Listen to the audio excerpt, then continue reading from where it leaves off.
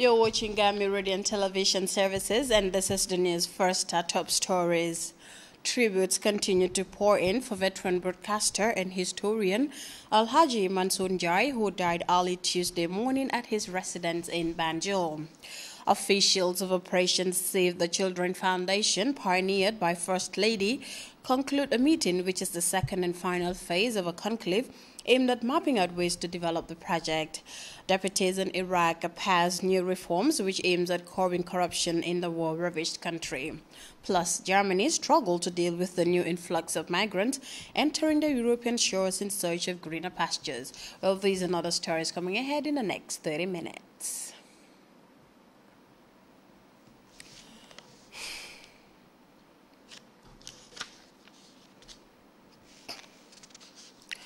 Well, good to have you with us. I am FATOU JANNEH. The President, His Excellency Sheikh Professor Alhaji Dr. Yahya A.J.J. Jammeh Babili Mansur has received a congratulatory message from world leaders, and the latest comes from King of Morocco, and the message reads: as the Muslim Ummah celebrate Eid al-Fitr in an atmosphere of joy and piety, it gives me great pleasure to extend my best wishes to Your Excellency for a long life, happy and healthy. I also wish your people for the progress and prosperity. The Eid gives us a precious opportunity to ponder on the meanings of Islamic solidarity, empathy, and compassion. This celebration is tantamount to a renewed call for the Muslim. The celebration is tantamount to a renewed call for the Muslim Ummah to hold fast to its pristine faith, and for Muslims to align their conduct with the principles of Islam, embody its characteristic moderation through the values and ethical standards they uphold, be united in rejecting dissension and conflict, and promote piety, constructive cultural contributions, and cooperation in working good deeds.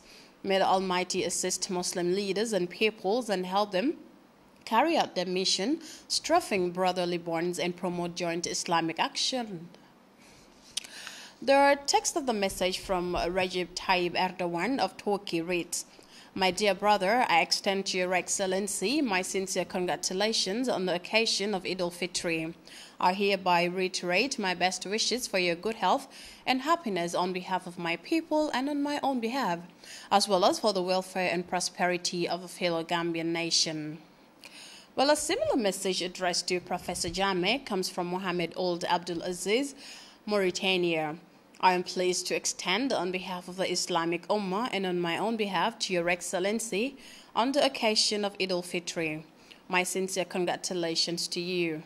I pray to the Almighty Allah for you to witness many more of this occasion and the brotherly people of the Gambia with progress and prosperity. Well, still on messages, the one from His Excellency Dr. Ernest Bai Kuruma of Sierra Leone reads: Your Excellency, during this holy month of Ramadan, I wish to extend to you on behalf of the government and people of the Republic of Sierra Leone and on my own behalf, warmest felicitations to Your Excellency, the government and people of the Gambia. It is my fervent hope that this holy month of Ramadan will inspire the entire Muslim Ummah, the Muslim Jamaat rather, to achieve great solidarity, progress and prosperity in the years ahead. Please accept the assurances of my highest considerations. The message concludes. A veteran radio and television broadcaster and renowned Gambian historian Alhaji Mansour Njai has died early Tuesday morning at his Thompson Street residence in the capital city, Banjul.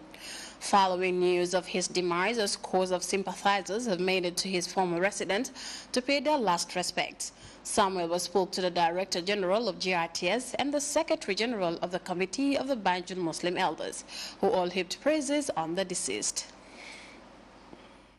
Veteran broadcaster Alhaji Mansour Njai passed away early Tuesday morning at the age of 80 at his home in the capital city, Banjul. The widely admired radio and TV presenter was also known for his deep understanding of the Gambia's political and traditional records. As news of his passing away filtered through, scores of people expressed shock at the sudden death of Mr. Njai. Others, however, briefly touched on the immortal legacy he left behind especially in the media fraternity where he helped shape many journalists. We've lost a great friend. We've lost one of us in the Muslim Ummah in Banjul, and by extension in the Gambia. He was a great man who shared with us his belief, his religious ambition, and we are very grateful to Allah for what he has done today. We should take solace from Allah's wish what he has done. And I would say that Mansour was a splendid character, a wonderful Muslim who worked for the Ummah. Only last week, when we were at State House to share joy at the end of Ramadan in the Eid al-Fitr, he made a wonderful presentation tracing back the history of the Committee of Banjul Muslim Elders when it was formed in 1900. He reminded us of the functions and what has happened from 1900 today. HED President was very happy, and he showed his happiness by extending gifts to him. Mr. Mboj further extended his heartfelt condolences to the deceased family, especially to his former workplace GRTS, saying the country has lost a soul hard to replace. Mansour was a very wonderful man, full of history, wealth of knowledge. He knew the Gambia back and forth. His religion was the most uppermost in his mind. He was a responsible person, responsible in the broad sense of the word. He was magnanimous.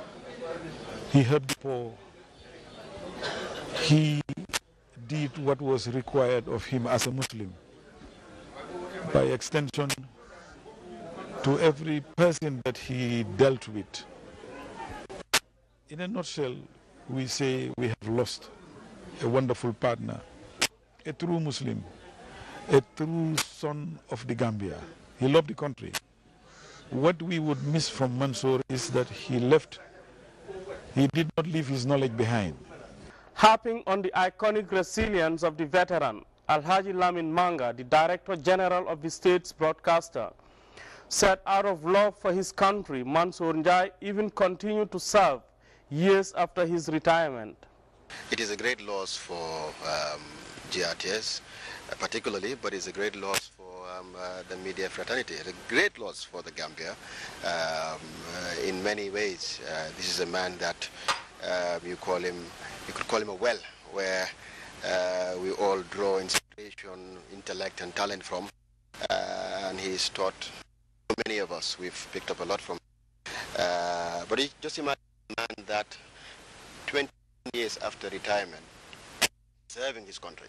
It was only during the Korite peace that we last benefited from his contributions.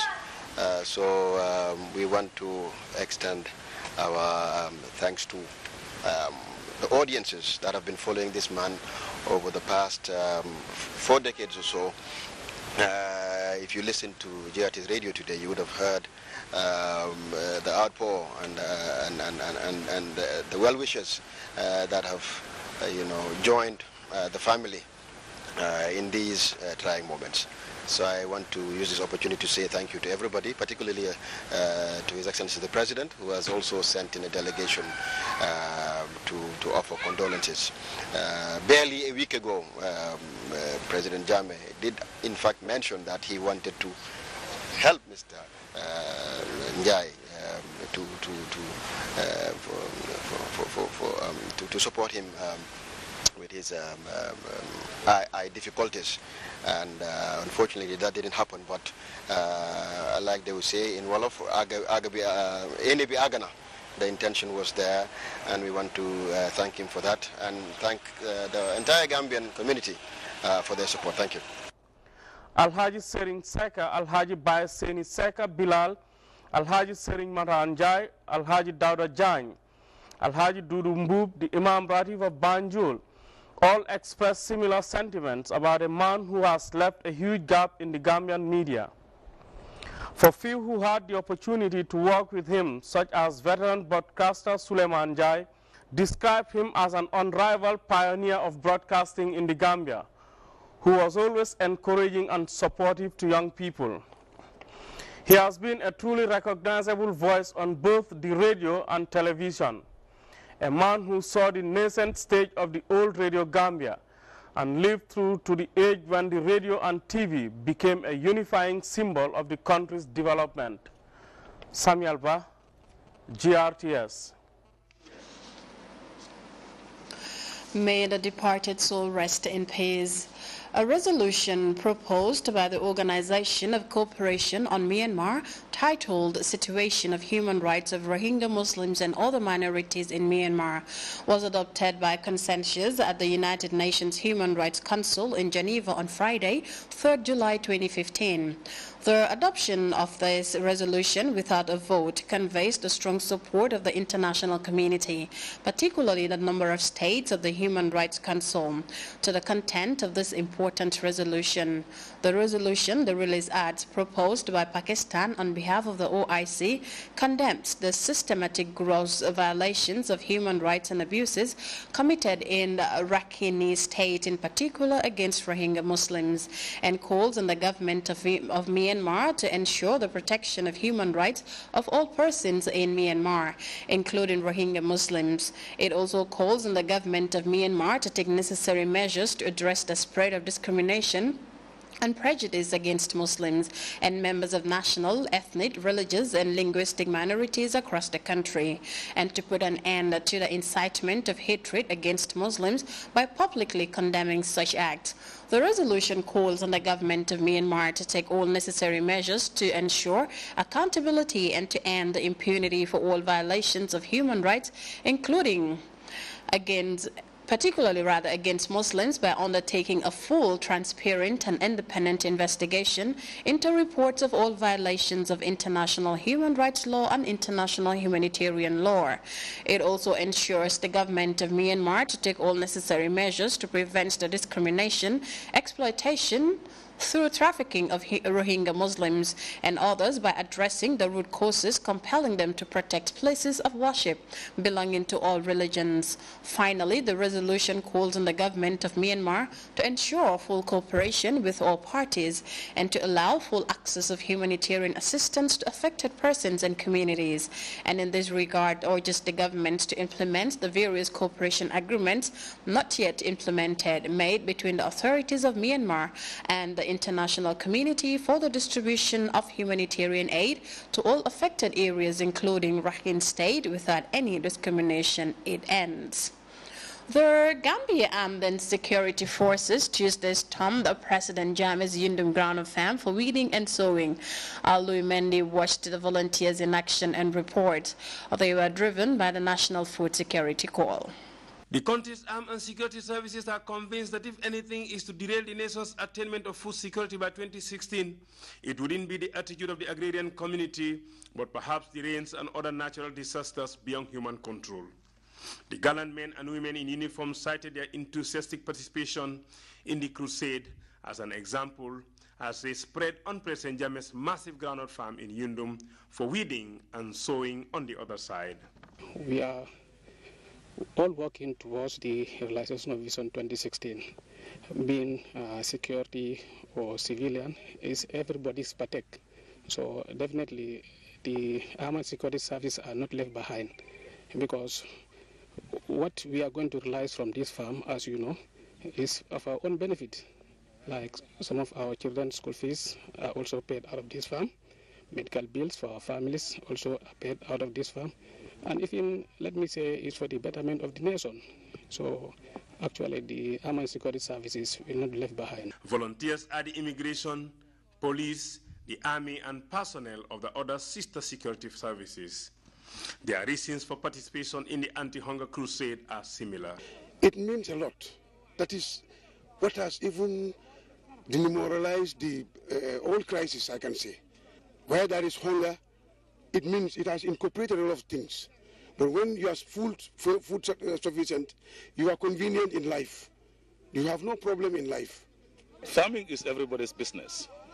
We came from the soil, and whatever we eat, whatever we have, whatever money, whatever we put on, come from the soil.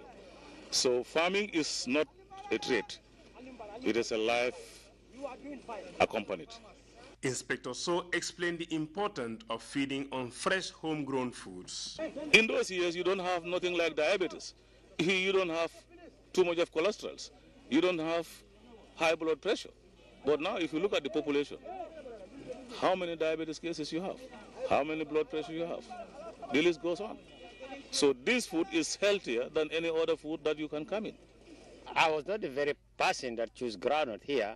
It was His Excellency, the President, Chef Professor Alhaji Dr. JANNEH, who knew very well what farming is, and then he knew the moment you tell him the type of sand or the type of soil you have in that particular area, he knows what exactly is supposed to be sown or planted there. Philippe Pink is the groundnut type sown on the farm, a quick maturing variety suited for sandy soil.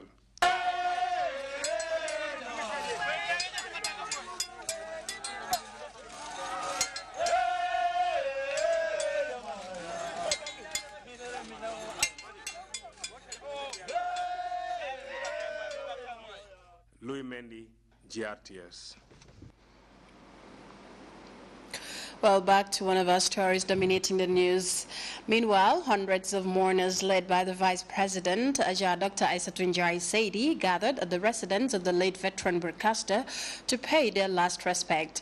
The delegation headed by the Vice President was dispatched to the Njie family by the Gambian leader, Sheikh Professor Alhaji Dr. Yahya A. J.J. Jammeh Babili Mansa. Well, details of that story by our farmer Akanyi shall air in our subsequent newscast. Officials of Madam Zainab Yahya Jammeh's Operation Save the Children Foundation on Tuesday brought together diverse stakeholders for its second and final phase of a conclave aimed at mapping out ways forward as to the development of the project. Ominjai attended the meeting and she now tells us more. The second and final phase of the brainstorming conclave organized by Madam Zainab Jammeh's Operation Save the Children project drew participants from relevant stakeholders who all gathered to present on what they are working on towards the attainment of the project's blueprints. A project that was independently conceived by First Lady Madam Zainab Jammeh with the key objective of ensuring children has equal rights and opportunities and full protection. First to present was the Executive Director of Operation Save the Children project, FATOU. Her presentation basically centered on the major activities of the First Lady, such as project launches, visits to schools, hospitals, and field visits to women horticulture gardens that she has undergone, among others, which she said is a pointer to Madam Jammeh's enthusiasm in ensuring women and children of the country are fully protected. Adama Singate from the Education Ministry presented on the current situation of children's education and acknowledged some of the challenges faced by the sector. These were some of the points she hammered home. What is the situation with regards to girls and children with special needs? We still see that many children still face challenges because of either their gender or because they have special needs. And its range, they have difficulty to have access to schools because of circumstances ranging from their low socioeconomic status or their gender or because they have a disability. Poverty and male child dominance, we know here in our settings, parents would prefer to send their boy children instead of their girls because of the, for them, it's investment to invest in a male child than a girl child. For the Deputy Director of NAS, the aim of the strategic scale-up plan that the National AIDS Secretariat is working on is to achieve zero HIV infection. The goal is to achieve the 3 zeros, the zero new HIV infection, the zero AIDS-related death, and zero stigma and discriminations. Then the objectives to achieve these three zeros is to reduce new HIV infection. That's the first one I mentioned, the PMTCT. This is the long term. from 50% to by 2019 in the general population, to reduce new HIV infection by 50% among key population. When you say key population, we are talking of the vulnerable, those who are most vulnerable, the mothers, the long-distance truck drivers, the fisher folks, tailors, security officers, you name them, the female sex workers. Other presenters included the Child Protection Alliance, the JANNEH Foundation for Peace Hospital, the Women's Bureau, Edward Francis Small Teaching Hospital, Buffalo, among others, who all gave insights on what they are working on towards mapping out the way forward for the Operation Save the Children Foundation. The presentation gave rise to comments and questions from participants to clarify and give ideas with regards to the presentations. How can the project best meet the needs of its stakeholders as to carrying on the smooth running of the project, and how to reframe challenges as opportunities was the question at the end of the synergy. This, the project consultant Habib Drame said, Operation Save the Children Foundation need to identify its strengths and challenges for it to achieve its objectives. Ominjai, GRTS. Well, time now to take our first break. When we return, we'll look at stories dominating news around the world. Don't go away. Petroleum Corporation, GNPC, the Gambia's best and leading provider of quality petrol and diesel oil of European standard for your vehicles. GNPC is Gambia's very owned company providing various services ranging from car wash, lube bay, and tire services. Walk into any GNPC branch and purchase quality and genuine products such as engine oil for diesel and petrol, blades, tires, spark plugs, radiator coolants, injector cleaners, and many more. Buy any of our products at any of our GNPC branches and get something changed for free. At GNPC, we also do bulk selling for clients with fuel tanks at their premises. Our branches are located at Fajara, Banjul, Bondung, Abuko, Brikama, Soma, Farafenye, Basse, and Bansang. In observance of the July 22nd anniversary celebrations, GNPC is pleased to announce a discount of $1 on each liter of petrol or gas oil purchased, effective Tuesday, 21st July 2015, for a period of 30 days. For more information, visit our website on www.gnpc.gm. GNPC, Nyokomom. Rising sea level is one of the major environmental challenges facing developing countries, such as the Gambia. Experts have given stark warnings about what will happen and how certain cities will disappear if something is not done to avert a major environmental problem. So be aware of climate change.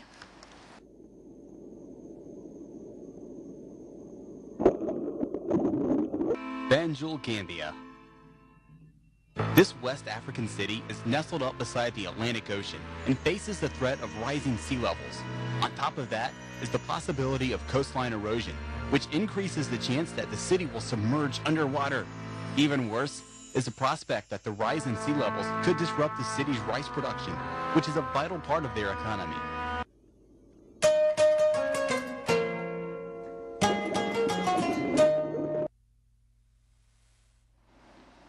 Welcome back. We now shift our attention to the international scene. In the Middle East and Iraq in particular, new political reforms proposed by Prime Minister Haider al-Abadi have passed parliament. It is a move designed to curb corruption in Iraq, and it changes how the government responds to a series of protests against the way the country is governed. It was unanimous. Iraqi lawmakers voted in favor of the reforms without even a debate. The parliamentary speaker outlined some of the most important points. The multiple posts of vice president and deputy prime minister will be scrapped immediately. The heads of independent committees, under-secretaries, advisors and director generals will be elected on merit and not according to party and sectarian quotas. The vote is a clear victory for Prime Minister Haider al-Abadi.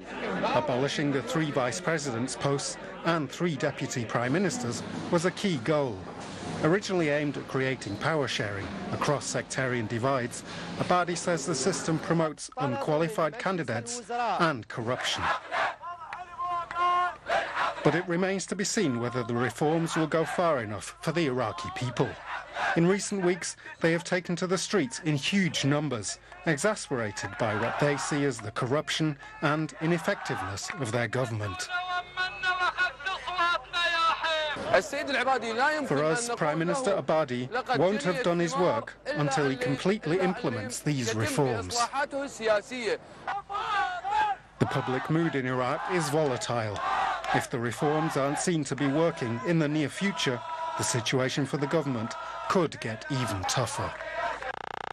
In the end, we now take our second break. We'll be right back. Rising sea level is one of the major environmental challenges facing developing countries, such as the Gambia. Experts have given stark warnings about what will happen and how certain cities will disappear if something is not done to avert a major environmental problem. So be aware of climate change.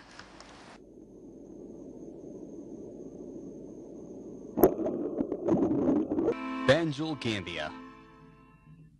This West African city is nestled up beside the Atlantic Ocean and faces the threat of rising sea levels. On top of that is the possibility of coastline erosion, which increases the chance that the city will submerge underwater. Even worse is the prospect that the rise in sea levels could disrupt the city's rice production, which is a vital part of their economy.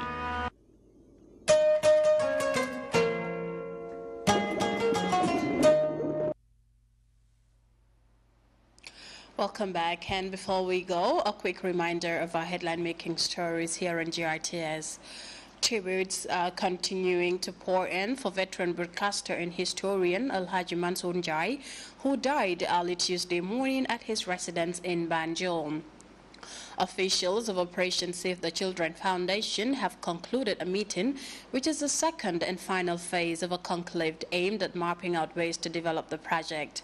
Iraq has intensified fights to root out corruption in the war-ravaged Middle Eastern country amid the backdrop of public anger over the poor social services and general insecurity. And Germany is struggling to deal with the new influx of migrants entering the European shores in search of greener pastures. Well, that was all in this edition of the news at 10 from me, FATOU, JANNEH, and the rest of the crew. Thank you for joining us.